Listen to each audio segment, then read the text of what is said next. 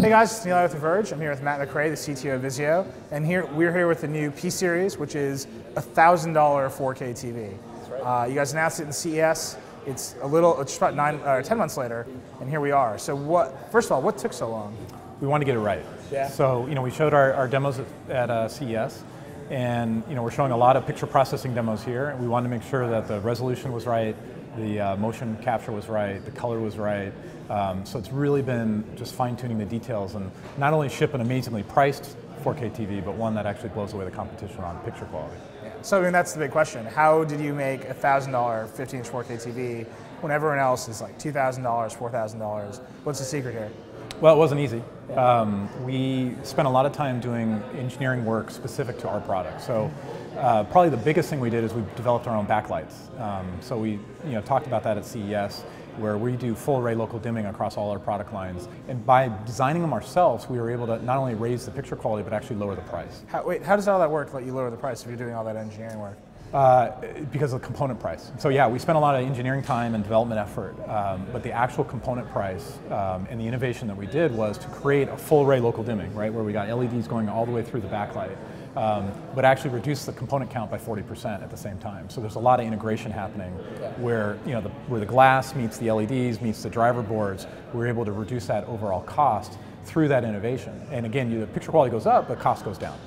So the big question with 4K is how are you going to get content? And you guys are betting almost exclusively on streaming, right? Yeah, we've decided since our first smart TVs launched 6 years ago that streaming was going to be one of the primary ways people are going to get any content. And we've streamed billions of hours of video content to our smart TVs now. And 4K is not going to be different. So there will be 4K Blu-ray players in the future. There will be 4K set-top boxes in the future. This has HDMI 2.0 and will support all that. But we do believe that one of the primary ways, and probably the primary way people will get content, are going to be from sources like Netflix and Amazon and Ultraflix and some of the partners we've announced today. And we had a demo in the other room, and you can see that it's pretty nice. I mean, at 10 to 15 megabits per second, it's gorgeous. And that's what you need, right? Otherwise you get a little too compressed? Yeah, it starts at about 9 point something, almost 10 megabits per second, and then it steps up all the way to 15, and by the time you're at 12 to 15 megabits per second, it is substantially better than 1080p. Really? And you think it's going to be as good as on disk? It'll be a little bit different. You'll see different artifacts. It won't be quite as good as a disc because the bit rate will be so much higher, but it's already showing a massive upgrade against what you're seeing on 1080p. And remember, it's not just going from 7 megabits a second on 1080p to 15 on 4K, a doubling of it, because we're also using HEVC, which is a much more compressed format. It's a new format for actually streaming this. You're getting the double of the bandwidth, but you're also getting another doubling of efficiency. So it's actually 4 times the effective throughput, and it looks really good. And you're building your own chips through that, right? We are. So we have the Vizio V6 processor, which is a 6-core processor we're using to do all this, and we have the VM50, which is our picture processing engine that's doing all of the color fidelity, the contrast, our pixel mapping, and everything that we're doing. And that was the other way that we decided, even though it would take a little bit more time, but to not only beat people on price, but beat them on picture quality, we had to actually bring our own technology to market. Right. So that's the question though. Once you start talking about processors and cores and that kind of technology in a TV, I get worried about how long until I have to replace it with a faster processor and a faster, better pixel engine and better software. How long do you think this TV is going to last? It'll last a long time. The chips that we can buy off the shelf were dual core. This is 6 cores. So again, one of our choices was to actually put more horsepower than we need today to make it a platform that can last quite a while. The investment, like you keep mentioning, how do you guys do it? How do you guys do it? There was definitely a very large upfront investment, but we're not passing that on to consumers. That investment we made not only for this TV, but future TVs. So we're spreading that very small across all of the platforms. So first TVs got flat and everybody rushed out and bought new form factors. And then there's been this desperate search for the next thing that's going to make everybody buy again. Don't say curved. Curved. Then there's 3D. You guys have taken 3D completely out of the picture now. You're just giving up on 3D? Well, so what I'll tell you is one of the things we pride ourselves on is really listening and watching consumers, but listening to what they really want in a television. So there was actually 2 reasons. One is we looked at how many people are actually using our 3D TVs, and how many people actually thought that was a very important feature set. It was pretty low.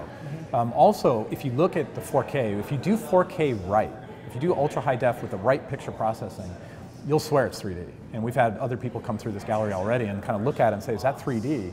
And it's because of the depth that we're able to produce through the picture processing.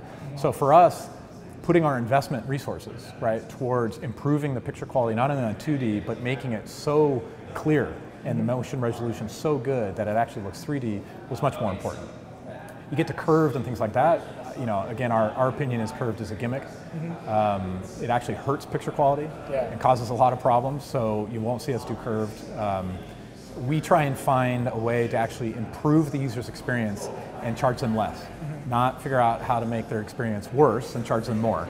So for us, it's complete opposite of what we focus on. So do you think 4K is going to kick off another adoption cycle? Is that why you price so low to like get to the front of the market? Well, I think what would have happened without Vizio is we would have seen maybe a 3 to 4 year, maybe 5 year even, transition cycle from 1080p to 4K, at least on 50-inch and above, where you can really tell the difference. Our goal is to try and make that transition 1 to 2 years and get most people buying 4K TVs at those sizes by next year. And hopefully this year, we're already going to get a big chunk of the market. So one of the things one of the things we like to do is actually drive transitions faster, is use disruptive technology to get people the latest technology maybe they thought they couldn't afford now. And that's part of the pricing strategy is to take that market by storm. Right. So we've talked to you a bunch of times. This feels like a refocusing on the core of Vizio, which has always been televisions.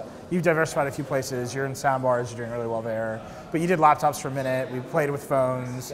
Is this Vizio coming all the way back to TVs, or are you going to keep trying to broaden out? Yeah, a bit. What I would say is this took a lot of effort. So for the last probably year and a half, 2 years, we've actually spent a bulk of our resources perfecting UHD, and again making sure we hit the prices that we want to hit, but really setting a new bar for quality. We think it's really, really important. So that has been the bulk of it. Also, our soundbars and our audio equipment. We're the #1 soundbar manufacturer as well. That's been a big focus.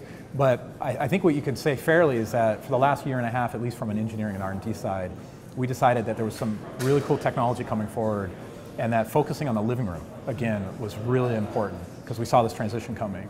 Having said that, you'll see some interesting stuff coming in the next year or two that I can't talk about. So we won't predominantly stay in the living room, but it was important to actually take a leadership position in UHD and continue that position in audio as well. So if the living room is getting interesting again because of the 4K transition, no one's cracked it, right? Everyone's still poking around the edges of it. How are you guys going to maintain that leadership position even as everyone else is coming at you? Because they're all going to keep coming at you. Yeah, the best way, and the reason we spent so much time on this, is quality. You can try and be the best price forever, and that's great, and that's it'll decline quick, and that's something we do naturally anyways, is price aggressively. That's great, but that can also be fleeting. What really matters is actually shipping a world-class product. So if you have a world-class product where you've actually beaten products that are twice as expensive as you, you're going to have staying power, and you're going to actually have a pretty good chunk of that market. So we have a good initial foray with these, and you're going to see us continue to innovate in UHD. And again, our goal is to get people to transition into an ultra high def living room quickly.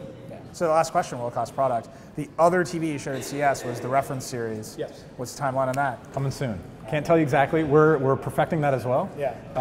For the end of the year? A lot of probably not shipping. It's going to be really close, and so we may actually wait a little bit longer, give it some breathing room. But a lot of the fine-tuning that went into P-Series is going into our reference series, and then we have a whole nother order of magnitude that we're doing for that product, and it's beautiful. I can't say too much, but the demos we showed at CES on the reference series were pretty jaw-dropping, and it's only gotten much better from there. Also, the reference series, we want to make sure that when we launch the P-Series, we want to make sure there was content, right? So Netflix has great content. We've got Amazon and Ultrafix coming. So even if you don't have a 4K Blu-ray player yet, there's a lot of content. On the reference series, we're doing the same thing where we want to make sure that there's high dynamic range, ultra wide color gamut content when we launch. And some of that stuff's being created and mastered right now. And so we don't want to launch a TV and then not have content to actually show with it. So it's another reason why maybe waiting a few months would make more sense. Yeah. So this guy's $1,000. $1,000, $999. The big one is how big and how much? The 65-inch is $21.99, and the 70-inch is $24.99. Wow, that's aggressive. And these are going to be in stores now? Yeah, actually, a few websites are already selling them live. There's some pre-orders, but a few snuck out, and our retailers will have them starting tomorrow, but some are already on the shelf. Are you going to be able to keep them in stock?